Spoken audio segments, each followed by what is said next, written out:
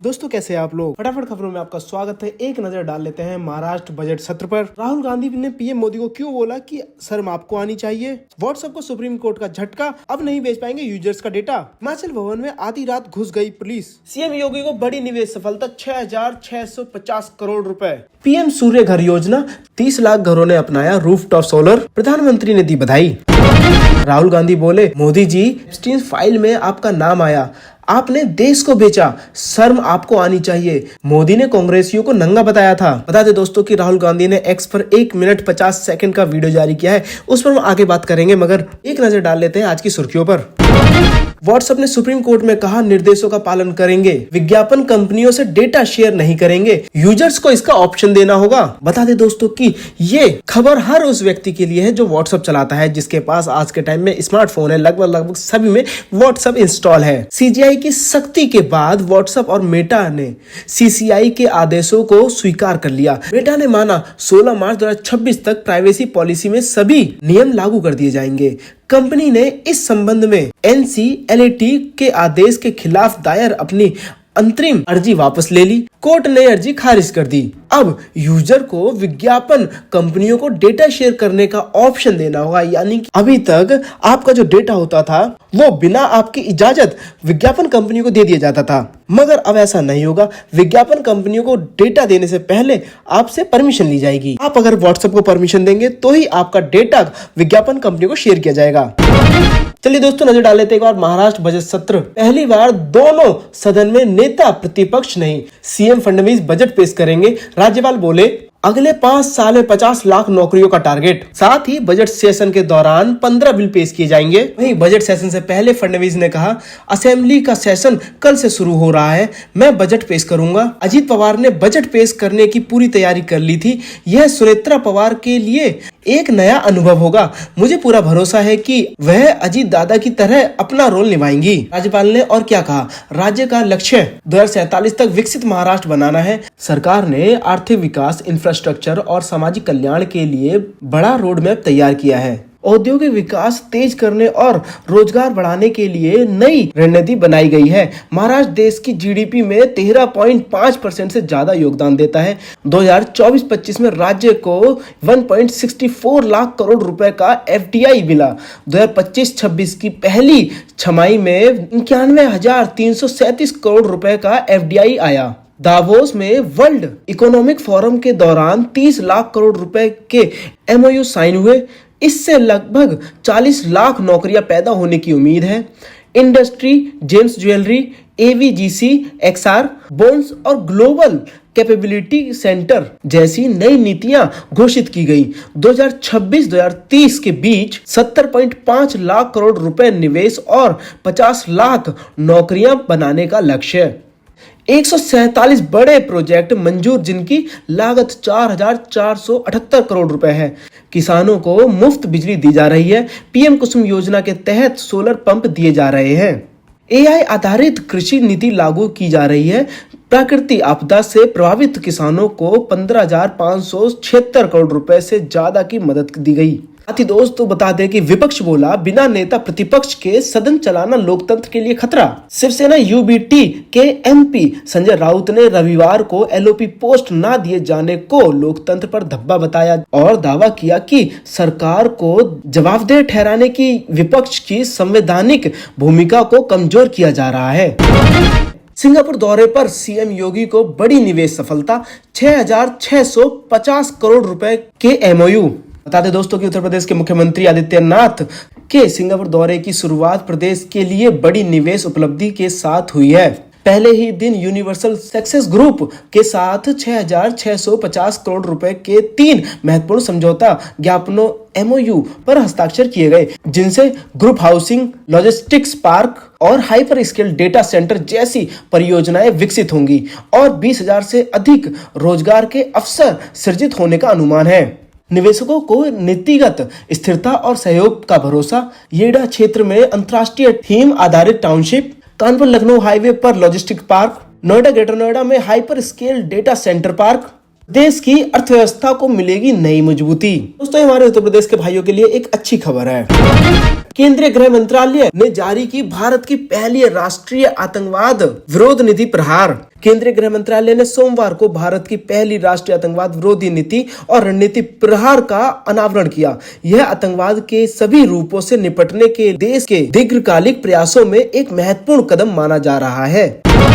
भारतीय नौसेना में शामिल होगा स्वदेशी ASW क्राफ्ट, अंजदीप तटीय सुरक्षा और एंटी सबमरीन क्षमता होगी मजबूत।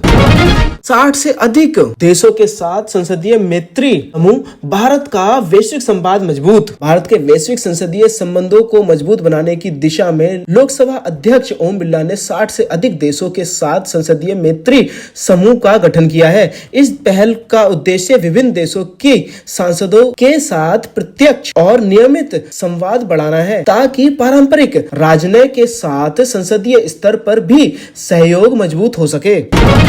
पीएम मोदी ने राजाजी उत्सव को बताया प्रेरक पहल। राष्ट्रपति भवन में श्री राजगोपालाचारी की प्रतिमा का अनावरण। देश की राजधानी नई दिल्ली स्थित राष्ट्रपति भवन में सोमवार को राजाजी उत्सव का आयोजन किया गया।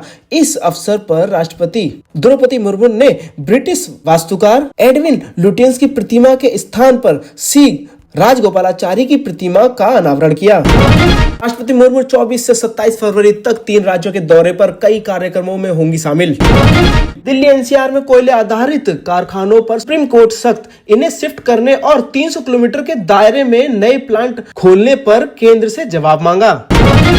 अमेरिका के साथ जारी तनाव के बीच ईरान में भारतीय दूतावास ने भारतीयों के लिए जारी की एडवाइजरी। ईरान और अमेरिका में जारी तनाव के बीच भारत ने ईरान में रहने वाले भारतीयों के लिए एडवाइजरी जारी की है। इससे पहले पोलैंड और सर्बिया ने भी अपने नागरिकों के लिए अलर्ट जारी किया था। अमेरिका ने पिछले 22 सालों में मिडिल ईस्ट में सबसे बड़ी सैन्य तैनाती की है। अमेरिकी राष्ट्रपति डोनाल्ड ट्रंप इस्लामिक रिपब्लिक के न्यूक्लियर प्रोग्राम पर सैन्य कार्रवाई की धमकी भी दे रहे हैं। इन्हीं सब चेतावनियों और धमकियों के बीच अलर्ट जारी किए जा रहे हैं। मैक्सिको में ड्रग माफिया के खिलाफ एक्शन के बाद भारतीय दूतावास ने जारी किया अलर्ट। बता दें दोस्तों कि मैक्सिको के सबसे बड़े ड्रग माफिया एल मेंचो को मैक्सिकन सिक्योरिटी फोर्स ने मौत के घाट उतार दिया। इसके बाद कई राज्यों में हिंसक विरोध प्रदर्शन देखने को मिले। इन सब के बीच मैक्सिको में भारतीय दूतावास ने वहां रह रहे भारतीय लोगों के लिए अलर्ट जारी किया है। लोकायन 26 मिशन के तहत INS सुदर्शनी का मिस्र में ऐतिहासिक आगमन। 24 फरवरी आज के मौसम के बारे में जान लेते हैं दोस्तों। देश के 12 राज्यों में भारी बारिश का अलर्ट, आंधी बिजली गिरने की चेतावनी, IMD का नया अपडेट। MP समेत 10 राज्यों में भारी बारिश का अलर्ट। राजस्थान झारखंड के 3 राज्यों में पारा 34 डिग्री पार। सिक्किम में बर्फबारी। तिसांगू में 350 गाड़ियां फंसी। गोल्ड सिल्वर प्राइस, सोने की चमक बढ़ी, चांदी भी 2,60,000 रुपए के पार। और अब सोना दोस्तों 1,60,600 रुपए का उच्चतम स्तर छुआ है। ब्रोकर फंडिंग नियम बरकरार, 1 अप्रैल से लागू होंगे नए प्रावधान। भारतीय रिजर्व बैंक RBI ने स्पष्ट किया है कि बैंकों द्वारा प्रोप्राइटरी ट्रेडर्स और ब्रोकरों को दिए जाने वाले कर्ज से जुड़े हालिया नियमों में बदलाव की कोई योजना नहीं है। यह जानकारी सोमवार को RBI गवर्नर संजय मल्होत्रा ने दी। वैश्विक संकेतों का मिला समर्थन, लगातार दूसरे सत्र में बाजार की बढ़त। सेंसेक्स 83,294 पर बंद।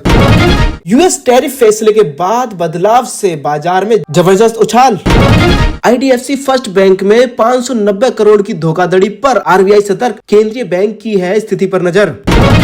PMS और LODR नियमों की समीक्षा करेगा सेबी, AI निगरानी पर जोर। 2025 में भारत से सबसे ज्यादा निर्यात किया जाने वाला उत्पाद बना आईफोन। बीजेपी के कार्यकर्ताओं, RSS के कार्यकर्ताओं, आप अपने प्रधानमंत्री के आंखों में देखो, आपको डर दिखेगा।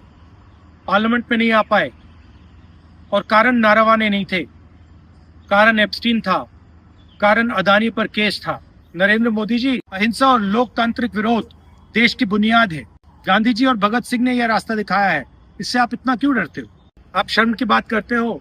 शर्म की बात मैं आपको बताता हूँ। राहुल गांधी PM मोदी पर तीखा हमला करते वक्त बोले, मोदी जी आप शर्म की बात करते हो। शर्म की बात मैं आपको बताता हूँ। एप्स्टीन फाइल में आपका, आपके मंत्री और आपके मित्र का साथ में नाम आना, ऐसे घिनौने अपराधी के साथ आपका नाम जुड़ा होना, ये शर्म की बात है। आपने अमेरिका के साथ जो ट्रेड डील की है, जिसमें आपने देश को बेच दिया, ये शर्म की बात है। हमारे देश का डेटा दे दिया, किसानों को खत्म कर दिया, टेक्सटाइल इंडस्ट्री बर्बाद कर दिया, ये शर्म की बात है। पूरा देश जानता है अडानी और अमेरिका में चल रहे केस ने आपकी रातों की नींद उड़ा रखी है, क्योंकि वो बीजेपी और आपके फाइनेंशियल आर्किटेक्चर पर केस है। 14 महीनों से उस पर कोई कार्रवाई नहीं हुई, ये शर्म की बात है। मोदी जी, आप अपने मित्रों अनिल अंबानी, अडानी और अपने लिए जो उचित समझे वो कीजिए। मैं और कांग्रेस पार्टी के बब्बर शेर देश की रक्षा करते रहेंगे, 1 इंच पीछे नहीं हटेंगे। अमित शाह ने भारत टैक्सी के सारथियों के साथ किया संवाद, कहा जो श्रम कर रहा है उसे ही मुनाफा मिलना चाहिए। भारतीय डाक विभाग की आय में 8.8% वृद्धि, वित्त वर्ष 2026 की 3 तिमाहियों में राजस्व 10,211 करोड़ रुपए। हम आपको बता दें दोस्तों कि भारतीय डाक विभाग इंडिया पोस्ट ने वित्त वर्ष 2025-26 की पहली 3 तिमाहियों में अपनी कुल आय में 8.8 की वृद्धि दर्ज की है। विभाग का राजस्व पिछले वर्ष की समान अवधि के 9,385 करोड़ रुपए से बढ़कर 10,211 करोड़ रुपए हो गए। अंगदान पर पीएम मोदी की अपील का असर, जागरूकता अभियान को मिली रफ्तार। दिल्ली में राहुल गांधी से मिले मोहम्मद दीपक, गले लगाया, बोले कोर्ट द्वारा आकर तुम्हारे जिम का मेंबरशिप लूंगा। राष्ट्रपति भवन में एडविन लुटियंस की प्रतिमा हटाकर सी राजगोपालाचारी को दी गई जगह, द्रौपदी मुर्मू ने किया अनावरण। चुनाव आयोग राज्य चुनाव आयुक्तों के साथ मंगलवार को राष्ट्रीय गोलमेज राउंड टेबल सम्मेलन आयोजित करेगा। पूर्व केंद्रीय मंत्री मुकुल रॉय के निधन पर प्रधानमंत्री मोदी ने जताया शोक। Jammu and Kashmir Khelo India winter games की गुलमर्ग में हो रही शुरुआत। दिव्यांगजन भारत को विश्व की तीसरी सबसे बड़ी अर्थव्यवस्था बनाने में निर्णायक शक्ति सिद्ध होंगे, गुरमीत सिंह। गुवाहाटी इंटरनेशनल एयरपोर्ट का नया टर्मिनल शुरू, अब यात्री क्षमता बढ़कर 1.31 करोड़। केंद्र राष्ट्रीय एग्री एआई अनुसंधान नेटवर्क और डेटा कॉमन्स ढांचा बनाएगा, जितेंद्र सिंह। भारत की इजराइल के साथ अटूट मित्रता, यात्रा के लिए उत्सुक हूं, पीएम मोदी। तकनीक और संस्कृति का संगम, पीएम मोदी की शिक्षा नीति पर केंद्रीय मंत्रियों की मोहर। दिल्ली में लागू होगी राहवीर योजना, मददगारों को 25,000 रुपए पुरस्कार, रेखा गुप्ता। मोटा मोटी दोस्तों देखा जाए तो दिल्ली में सड़क दुर्घटना पीड़ितों की मदद को बढ़ावा देने के लिए सरकार राहवीर योजना लागू करेगी। मुख्यमंत्री रेखा गुप्ता ने बताया कि गंभीर रूप से घायल व्यक्तियों को गोल्डन ओवर के भीतर अस्पताल पहुंचाने में मदद करने वाले नागरिकों को 25,000 रुपए की नगद पुरस्कार राशि और प्रशस्ति पत्र दिया जाएगा। उन्होंने कहा कि इस मानवीय पहल का उद्देश्य आम लोगों की बिना किसी भय के दुर्घटना पीड़ितों की सहायता के लिए प्रेरित करना है। इसका मतलब यह कतई भी नहीं है दोस्तों कि आपका दोस्त अगर किसी काम का नहीं है तो उसे जबरदस्ती ठोको और जाके पैसे ऐंठ लो। मार्क कार्ने 26 फरवरी को भारत दौरे पर, नरेंद्र मोदी से करेंगे अहम मुलाकात।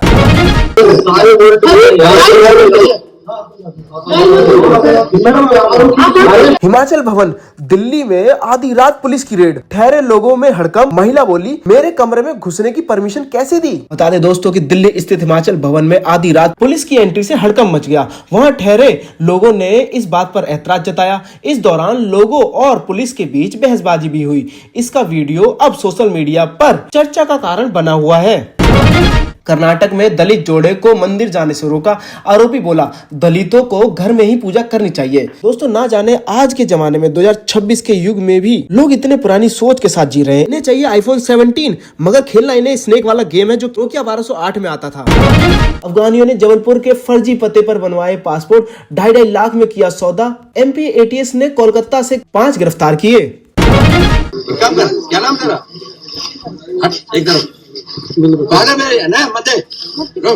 पूर्व भाजपा सांसद ने मुस्लिम महिलाओं से कंबल वापस लिए। जोनापुरिया बोले जो मोदी को गाली देता है उसे ये लेने का हक नहीं। देश की पहली आतंकवाद विरोध नीति जारी, केंद्र ने प्रहार नाम दिया। इसमें कहा आतंकवादी इंटरनेट के जरिए भर्तियां और जिहाद का महिमा मंडन करते हैं। हाईकोर्ट बोला फिजिकल रिलेशन के बाद शादी से मना करना अपराध, कुंडली ना मिलने का बहाना देकर इनकार नहीं कर सकते, बीएनएस के तहत चार्ज लगाए। दिल्ली हाईकोर्ट बोला बेरोजगार पत्नी आलसी नहीं, उसके काम को नजरअंदाज करना नाइंसाफी, गृहिणी का योगदान पति को ठीक से काम करने लायक बनाता है। एक्टर विजय बोले सीएम स्टालिन के असली दोस्त रिश्वत भ्रष्टाचार, चुनाव से पहले अपनी संपत्ति का खुलासा करने का चैलेंज दिया। दिल्ली विधानसभा सचिवालय को बम ब्लास्ट की धमकी, खालिस्तान ग्रुप ने ईमेल में लिखा दिल्ली बनेगा खालिस्तान, आर्मी एयरफोर्स स्कूल को थ्रेट मिली। पश्चिम बंगाल की जनता के लिए पीएम मोदी ने लिखी चिट्ठी, सीए का जिक्र, घुसपैठ पर लगाम, राज्य के विकास के साथ कानून व्यवस्था पर बात रखी। दिल्ली में अरुणाचल की 3 महिलाओं पर नस्लीय कमेंट, पड़ोसियों ने धंधे वाली कहा, आरोपी महिला बोली मेरे पति के साथ बेडरूम में सो जा। मुक्तेश्वरानंद बोले मैं भाग नहीं रहा, सामना करूंगा, रोती महिला भक्त को समझाया, गुरु गड़बड़ निकल जाए तब रोना। पानीपत रिफाइनरी में सुरक्षा बलों पर पथराव, मजदूरों ने गाड़ियां तोड़ी, सीआईएसएफ ने हवाई फायर किए, 1.5 घंटे माहौल तनावपूर्ण रहा। वाचक धीरेन्द्र शास्त्री बोले हिंदू 4 बच्चे पैदा करें, बेटियां आईएएस आईपीएस बने, नाचने वाली नहीं, हिंदुओं को धर्म पर गर्व करना चाहिए। दोस्तों आज की महंगाई में एक बच्चे को पालने में तो पूरी जायदाद चली जा रही है, 4 बच्चों को क्या खिलाएंगे? इस पर आपकी क्या राय है, मैं कमेंट करके जरूर बताएं। हाल का दावा, तेजस एयरक्राफ्ट क्रैश नहीं हुआ, मामूली खराबी आई थी। पहले खबर थी कि फाइटर जेट का ब्रेक फेल हुआ, रनवे से आगे निकला। त्योहारों पर हवाई किराया बढ़ाने पर सुप्रीम कोर्ट सख्त, केंद्र से 4 हफ्ते में जवाब मांगा। सरकार बोली मामले को हाई लेवल पर देख रहे। तमिलनाडु एसआईआर की फाइनल लिस्ट पब्लिश, 74 लाख नाम कटे, राज्य में कुल 5.67 करोड़ मतदाता, अब तक 8 राज्यों की अंतिम सूची जारी। वेस्ट इंडीज ने सुपर 8 में जिम्बाब्वे को 107 रन से हराया। दुनिया भर में मानव अधिकारों का जानबूझकर अपमान, यूएन प्रमुख गुटरेस की चेतावनी। बलूचिस्तान में बढ़ती हिंसा पर मानवाधिकार संगठनों की चिंता, 2 किसानों की हत्या का आरोप। भारत इजराइल रक्षा सहयोग को नई गति, आयरन डोम तकनीक साझा करने की तैयारी। उत्तर अमेरिका में भीषण बर्फीले तूफान से यातायात ठप, 5 करोड़ से अधिक लोग प्रभावित। दक्षिण चीन सागर में आया शक्तिशाली भूकंप, मलेशिया में महसूस हुए जोरदार झटके। अफगानिस्तान में हमले की भारत ने की निंदा, पाकिस्तान की हरकत को बताया गैर जिम्मेदाराना। मणिपुर फिल्म बूंग ने अंतर्राष्ट्रीय पुरस्कार में रचा इतिहास, ब्रिटिश फिल्म एकेडमी में जीत, पीएम मोदी ने दी बधाई, जताया देश पर गर्व। द केरल स्टोरी 2 टीम का बड़ा दावा, 30 पीड़ितों को मीडिया के सामने पेश किया, प्रोड्यूसर बोले जबरन धर्मांतरण की सच्चाई देश को जाननी चाहिए।